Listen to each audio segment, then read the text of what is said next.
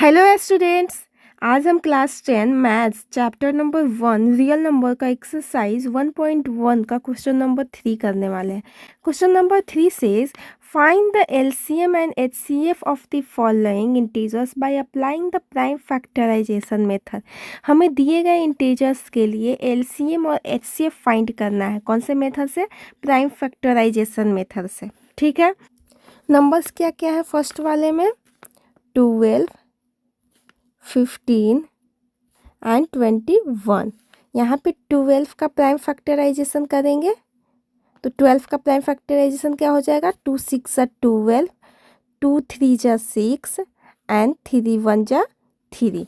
15 का prime factorisation करेंगे तो 3 5 जा 15, 5 1 जा 5।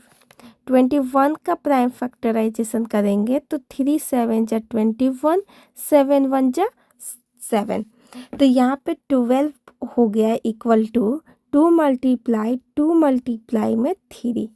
15 हो गया इक्वल 3 मल्टीप्लाई में 5 एंड 21 इक्वल हो जाएगा 3 मल्टीप्लाई में 7। यहाँ पे हम लोग एचसीएफ फाइंड करेंगे। एचसीएफ, तो एचसीएफ में हम कौन सा नंबर लेते हैं?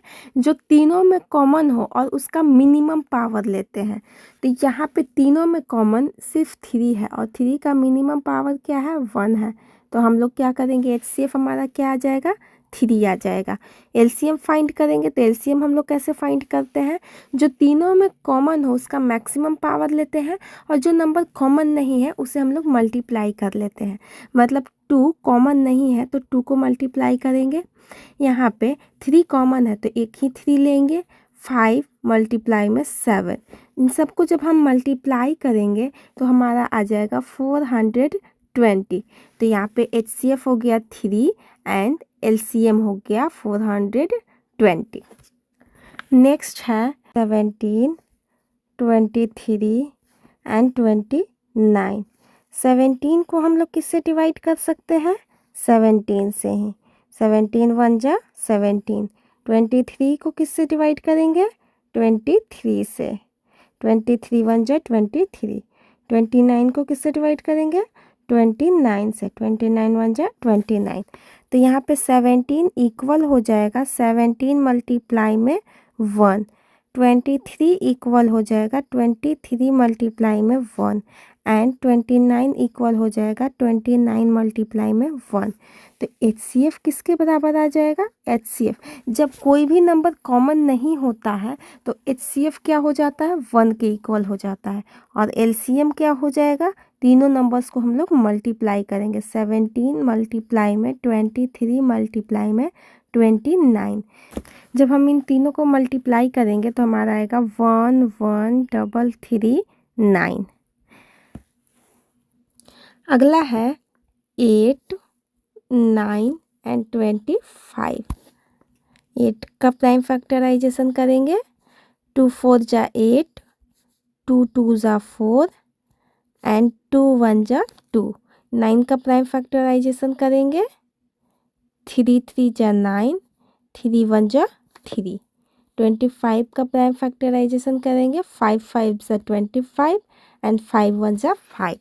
तो 8 इक्वल हो गया 2 मल्टीप्लाई 2 के। 9 इक्वल हो गया 3 मल्टीप्लाई 3 के एंड 25 इक्वल हो गया 5 मल्टीप्लाई में 5 के। तो एचसीएफ किसके बराबर आ जाएगा? क्योंकि इसमें कोई भी नंबर कॉमन नहीं है इसीलिए एचसीएफ क्या हो जाएगा? 1 के इक्वल हो जाएगा। अब हम लोग एलसीएम फाइंड करेंगे तो एलसीएम इक्वल हो जाएगा, क्योंकि इसमें कोई भी नंबर कॉमन नहीं है तो हमें सबको मल्टीप्लाई करना पड़ेगा। तो 2 के पावर 3 मल्टीप्लाई में 3 के पावर 2 मल्टीप्लाई में 5 के पावर 2। जब हम इन तीनों को मल्टीप्लाई करेंगे तो हमारा आएगा 1800। हमारा एलसीएम 1 आ गया एंड एचसीएफ 1800 आ गया।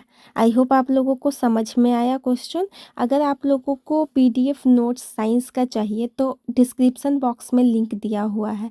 अगर वीडियो अच्छा लगा, क्वेश्चन समझ में आया तो प्लीज़ लाइक, सब्सक्राइब और शेयर करें।